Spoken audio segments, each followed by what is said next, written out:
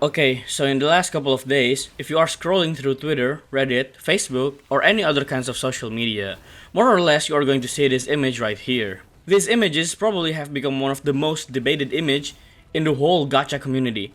And it's not because the image is controversial, but it's because gacha players likes to suck companies' dick. And I'm not even talking about Genshin players. I'm talking about almost everyone that cares too much about this shit. And in this video, I'm gonna be talking about Wuthering Waves revenue and why you shouldn't care about this money tier list. But first of all, I'm only gonna compare Wuthering Waves with Genshin Impact and Star Rail, because those three games are the only ones I already played long enough to know about them. Basically, I'm speaking from experience.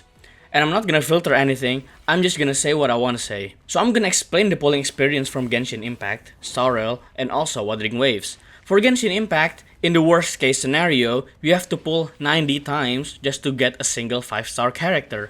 Again, worst case scenario. This is almost the same in Star Rail, 90 times, with the base chance of 0.6%, and including the guarantee, it's 1.6%. But Genshin in Star Rail also has soft pity, where you can technically get a 5-star character within 74 to 82 pulls. In Wuthering Waves, the worst case scenario is 80 pulls with the base chance of 0.8% and 1.8% including the guarantee. Although it is not confirmed Wuthering Waves also has a soft pity, if we look at this chart from a tracker website, people are getting their 5 stars starting at around 66 to 75 pulls, even though technically the soft pity is almost at the same rate. But the difference is 10 whole pulls, which can be very crucial. Alright, let's just say the average person will more or less get a 5 star in about 77 pulls in Genshin and Star Rail, while it's 71 pulls in Wuthering Waves. Times that by the amount of currency in game, which is 160, and we got 12,320 Primo Gems or Stellar Jades versus 11,360 Astrites. And doubling it in case we lost the 50-50, it's 24,640 for Genshin and Star Rail, while it's 22,720 for Wuthering Waves. Comparing it, we got a 12 pull difference, which is already big, but Weapon Banner is a whole different story. Back before Genshin 5.0, players have to lose for at least 2 times before getting the limited 5-star weapon. The guarantee for the Weapon Banner is 80 pulls for Genshin and Star Rail, but a lot of people are getting the 5-star weapon before the 80 pulls, which is around 66 for Genshin, with a 75% chance of getting one of the 2 limited weapons, so it's basically a 37.5% chance to get the weapon that you wanted. While in Star Rail, it's 69 pulls.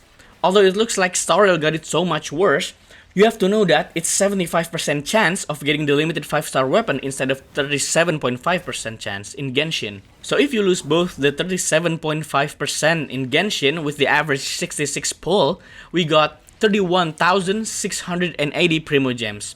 And in Star Rail, we got 22,080 Stellar Jades. But with the new 5.0 update, Genshin made it slightly better, so you only have to lose once. So it's 21,120 Primo Gems.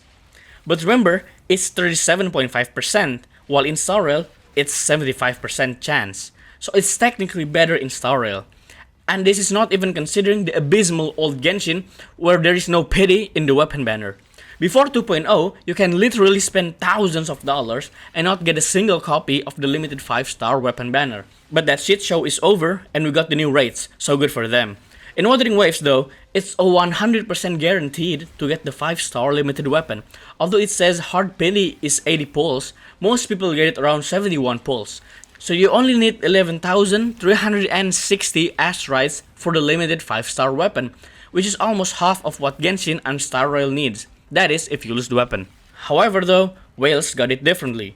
While in Genshin and Star Rail, you can just multiply these numbers by 7 to get 6 copies of the character, Wuthering Waves can just outright buy 2 copies for 360 Afterglow Corals. Although 360 Afterglow Corals are expensive, but if you are whaling on the game, you'll probably already have thousands of these. So let's just say a whale will buy 2 copies from the store. And now we have 56,800 Astrites, or 113,600 Astrites if you lose all 50-50.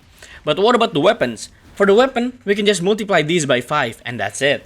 Although this looks like the final numbers, we still have something else, and that is bundles. In Wuthering Waves, there are bundles on the store where you can get asteroids and pulls for way cheaper than buying asteroids directly. But it's only available twice for the character banner and also twice for the weapon banner for every update. In the bundles, you get 5 pulls plus 400 asteroids. Converting it, we got 1,200 asteroids just for $9.99.